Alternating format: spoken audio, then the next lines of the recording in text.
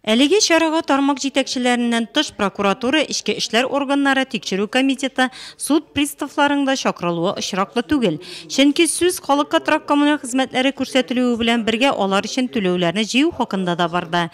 Бүгенге көндә Нурлатлыларның күрсәтелгән хезмәтләр өчен бурычы 23 миллион сумнан артык. Күп катлы йортлар территорияләрен, алар Нурлатта 236, даими чисталыкта тоту, су һәм җылылык белән тәэмин итү, каты көнкүреш калдыкларын җыю, 5 баллы шкала буенча бәяләгәндә яшел зонаның беренче сызыгында уют трак милекчеләре ширкәте булса, уютный дом исемлек азагында.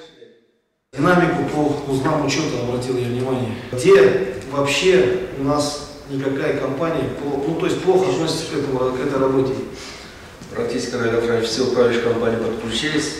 Да. У нас счетчики только МУПИН у нас 4 штуки. Они обещают до 1 сентября все устранить. Вот. А по счетчикам у нас план идет.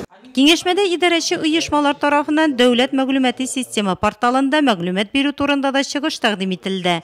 Шунда ук шәһәрнең чираттагы ягулык сезонына әзерлеге анализланды. Әлеге эш Нурлатта план график нигезендә бара. Нурлат җылылык шелтәре бүгеннән үк иләргә җылылык җибәрүгә әзер. Произведена присобка тепловых сетей, произведено 100% обучение и аттестация кадров, произведен текущий ремонт газового оборудования во всех 44 котельных, которые она обслуживает. Хорошую работу ежегодно традиционно наших тепловых сетей, Рамиль Шакирович. Большое спасибо. Су белән тәэмин итү буенча билгеләнгән эшләрнең 89% башкарылган. По городу выполнена замена ветхих водопроводных сетей 730 метров. Завершается ремонтно-профилактический осмотр сетей и сооружений. Выполнен капитальный ремонт водопроводных колодцев, это и в деревне, и на 7 пунктах, и в городе. Произведена ревизия лаборатории и насосного оборудования. Нурлатның газ хуҗалыгы да кышкы сезонга тулысынча әзер. Әмма торак коммуналь хезмәтләре өчен түләү җыемы узган айдагыдан бераз азайса да, түләмәүчелек проблема булып кала бирә әле. Смотрите, если в разрезе всех управляющих компаний, то, конечно же, видно, что в незавидном положении находится управляющая компания УКЖКХ, в которой период задолженности составляет более 5, а даже больше 6. Әлеге юнәлештә эш бара, уртак рейдлар уздырыла, суд приставлары ярдәмгә тартыла.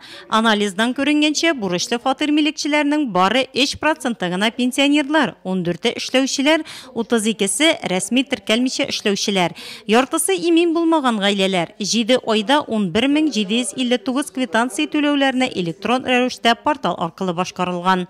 Киңәшмәдә җилье трак милекчеләре ширкәтенең бу елның 7 аендагы эшчәнлеге турында да отчет тыңланды.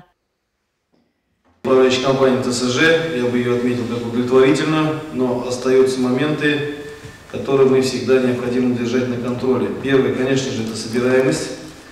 Собираемость всех, системность этой работы должна быть, она продолжена. Я бы отметил очень хорошую работу единого расчетного центра.